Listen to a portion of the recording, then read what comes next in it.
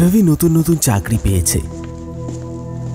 কাজের জন্য সে ফ্যাক্টরির পাশেই শহরের মধ্যে একটা বাড়িতে ঘর ভাড়া নিয়েছিল।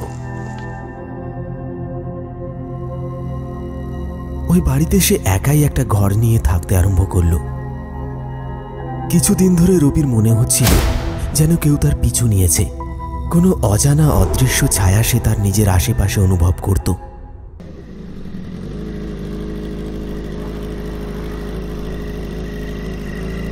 কখনো তার মনে হতো রাতের বেলায় কেউ যেন তার মোটরসাইকেলের পিছনে এসে বসেছে,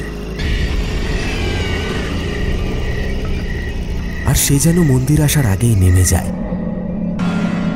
মন্দিরটা তার বাড়ির একটু আগেই রাস্তার ওপাশে। সেখানে একটা বড় ডুমুর গাছ ছিল। কিছু অদ্ভুত সুগন্ধ মাঝে মাঝে রবিকে তার দিকে আকর্ষিত করত।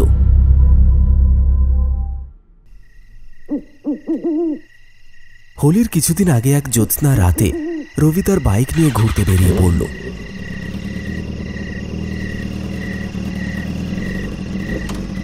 সে এগিয়ে চলল, আর চলতে চলতে সে গভীর জঙ্গলের ভেতর চলে গেল।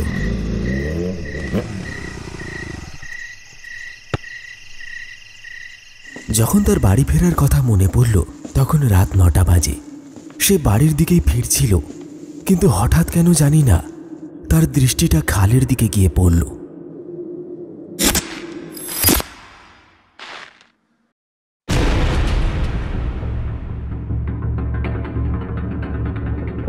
আর সে খালের রাস্তাটার দিকে এগিয়ে যেতে লাগলো। তার তখন খুব জোরে বাথরুম পেয়েছিল। সে তার কাজ সেরে ফিরে আসবে এমন সময় তার যেন মনে হলো পেছন থেকে কেউ কথা বলছে। দাঁড়াও, এদিকে এসো আমার কাছে। একটা মধুর কণ্ঠস্বর যেন রবির কানে প্রতিধ্বনিত হতে লাগলো। রবি ঘুরে দেখল, একটু দূরে খালের পাশে সে একটি বউকে দেখতে পেল। তার সারা শরীর সোনার অলংকারে ঢাকা ছিল। সে লাল শাড়ি পরে বউয়ের সাজে ছিল। সে তার লম্বা চুলগুলোকে খুলে মুখের সামনে এমনভাবে ফেলে রেখেছিল যে শুধু তার অর্ধেক দুটো চোখ আর গলার কিছুটা অংশই দেখা যাচ্ছিল। কে এটা? এরকম সুন্দর বউয়ের সাজ পোশাক পরে এত রাতে এখানে এসে দাঁড়িয়ে আছে। তখনই রবি আবার শুনতে পেল, এসো না, থেমে কেন গেলে? আর রবি কেন জানি না হঠাৎ তার ডাক শুনে সামনে এগিয়ে গেল। রবির কানে একটা সুন্দর হাসির আওয়াজ এসে তাকে সম্মোহিত করছিল। এ কি? হঠাৎ করে রবি দাঁড়িয়ে পড়ল। রবি চমকে গেল। সামনে খালের দূরত্ব মাত্র 20 গজ, আর খালের ওপর একটু দূরেই রাস্তার ওপর সেই মহিলা। রবির মাথায় যেন একটা চমক খেলে গেল। হ্যাঁ, ছল, ভুলো, মায়া, এটা কি? রবির যেন মাথা ঘুরে যায়, আর দ্রুত সে দৌড়ানো শুরু করে। রবি যখন প্রাণপণে দৌড়ে যাচ্ছে তখন তার মনে হলো সেই ছায়ামূর্তি যেন তার পিছু নিয়েছে।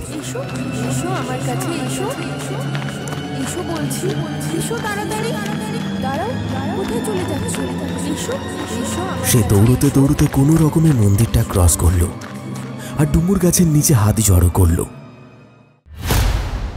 এরপর রবি ঘরে শুয়ে শুয়ে সারা রাত এই ব্যাপারটার ব্যাপারে ভাবতে লাগলো। ঘুম যেন তার চোখে কিছুতেই আসতে চাইছিল না। এই ঘটনার পর কেটে গেল আরো কয়েকটা দিন। ততদিনে রবি সবকিছু ভুলে গেছে। তার মনে হলো হয়তো সে ওই রাতে একটা ভয়ঙ্কর স্বপ্ন দেখেছিল। রাতে তখন সময় 12টা বাজতে চলেছে। এমন সময় রবির মনে হলো যে তার সামনে কেউ দাঁড়িয়ে আছে। এক ঝটকায় রবি চোখ খুলল। ল্যাম্পের মৃদু আলো এসে দেখল সেই খালপাড়ের মহিলাটি দাঁড়িয়ে আছে। না না, এটা কিভাবে হতে পারে? রবি 2-3 বার তার চোখটা বন্ধ করে আবার খুলল। চোখ ডলতে ডলতে সে তাকে বারবার দেখল। আরে, এ তো সত্যি সত্যি আছে। ওই মহিলাটি সামনে দাঁড়িয়ে হাসতে লাগলো। তাকে দেখে রবির হতবাক হয়ে যাওয়ায় সে হাসতে হাসতে বলল,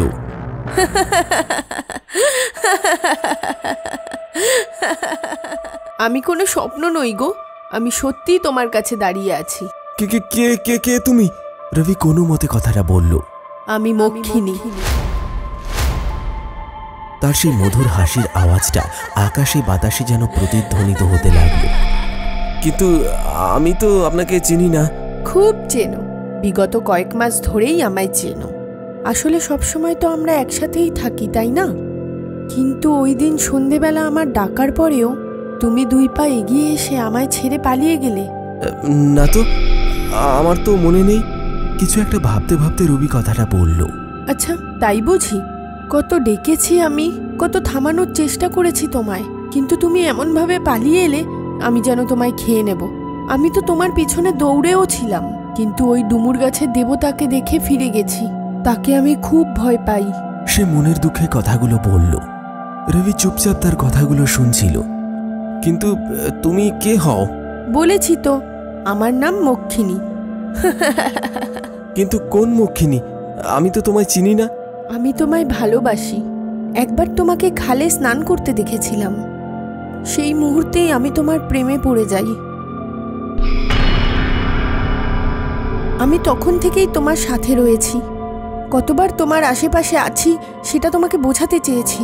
তোমার বাইকে বসে কতবার তোমার সাথে ঘুরেছি, কিন্তু তুমি কখনো বুঝতেই চাওনি আমায়। আমি তো অনেকবার চেষ্টা করেছি তোমার সাথে তোমার ঘরে আসার জন্য, তোমাকে সামনে থেকে দেখবো তাই, কিন্তু প্রত্যেকবার ওই মন্দিরের দেবতা আমার সামনে বাধা হয়ে যেত। তোমার শরীরের অংশ যতক্ষণ আমার কাছে আছে, তার গন্ধ সুখে আমি পাতাল থেকেও তোমায় খুঁজে বের করে তোমার কাছে আসতে পারি।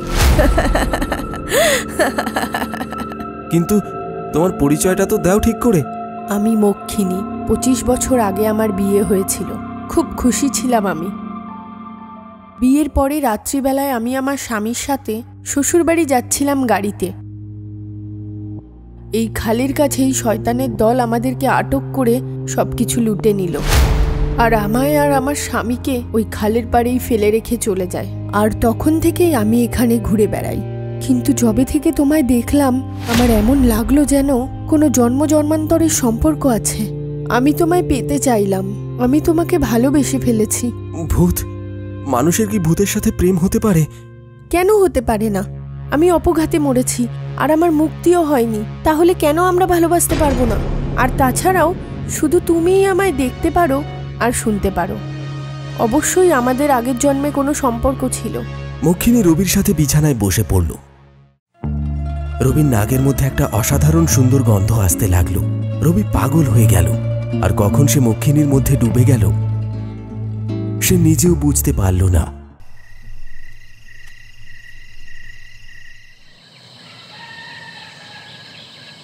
সকালে যখন সে উঠল তো সে একাই ছিল, কিন্তু তার সারা শরীর ব্যথা করছিল।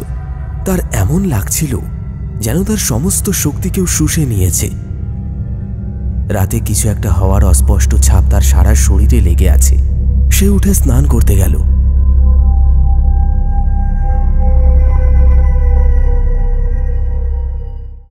তারপর পুজো করতে মন্দিরে গেল, আর বসে বসে রাতের কথাটা ভাবতে লাগলো।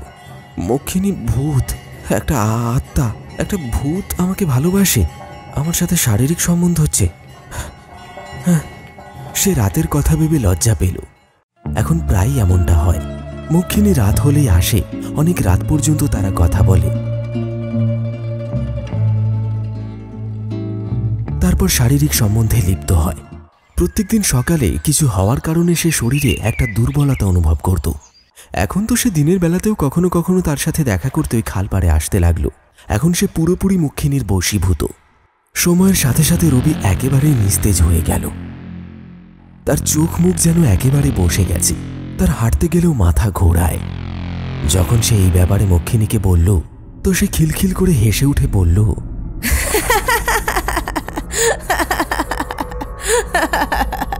তুমি ধীরে ধীরে আমার হতে চলেছ। আর রহস্যের সাথে হাসতে লাগলো। রবি অনেক ডাক্তারও দেখালো, অনেক ধরনের পরীক্ষাও করলো, কিন্তু সবকিছুই নর্মাল ছিল। কেউই তার রোগ ধরতে পারছিল না কিছুতেই। এদিকে রবির অবস্থা ধীরে ধীরে যেন খারাপই হতে লাগলো। কেউ কিছু বুঝতে পারছিল না যে আসলে কি হচ্ছে। ওদিকে মক্ষিণী রোজ রাতে তার কাছে আসতো, নিজের গন্ধে তাকে মাতাল করত, মধুর মধুর কথা বলতো, আর তার সাথে শারীরিক সম্বন্ধ করত। আর প্রতিদিনই সে বলতো, এখন আমরা চিরকালের জন্য এক হয়ে যাব। আর একটা রহস্যময়ী হাসি যেন তার মুখের মধ্যে ছড়িয়ে পড়ত। তার চোখগুলো চকচক করে উঠত। আচ্ছা, আমার রোগের কারণ মক্ষিণী নয় তো? সে কি আমায় তিলে তিলে মারার চেষ্টা করছে? রবি ভাবতে লাগল, আর তারপরেই সে মন্দিরের পুরোহিতের শরণাপন্ন হল। তারপর সে প্রথম থেকে সমস্ত ঘটনা তাকে খুলে বলল। মক্ষিণী একটা অতৃপ্ত আত্মার মতন হয়ে থাকে, কিন্তু তারা কোনো আত্মা নয়, তারা হলো ডাইনি, যারা অন্য লোকের বাসিন্দা। কিন্তু কখনো কখনো আমাদের দুনিয়ার দরজা আর তাদের দুনিয়ার দরজা খুলে যায়। মানুষ আর তাদের মিলন কখনো সম্ভব না। এক পিশাচের সাথে মানুষের কি করে সম্পর্ক হতে পারে?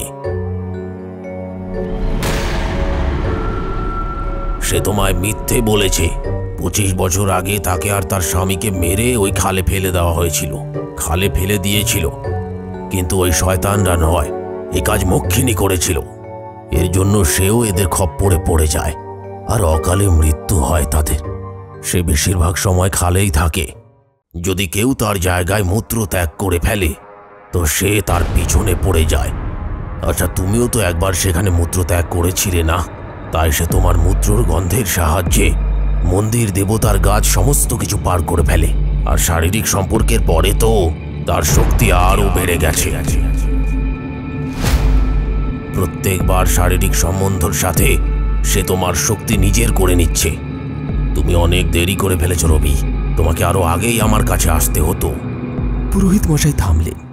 রবি কি তাহলে মক্ষিণীর খপ্পর থেকে মুক্তি পাবে, নাকি মক্ষিণী তার উদ্দেশ্যে সফল হয়ে যাবে? এটা জানার জন্য এই গল্পের পরবর্তী অংশ অবশ্যই দেখুন।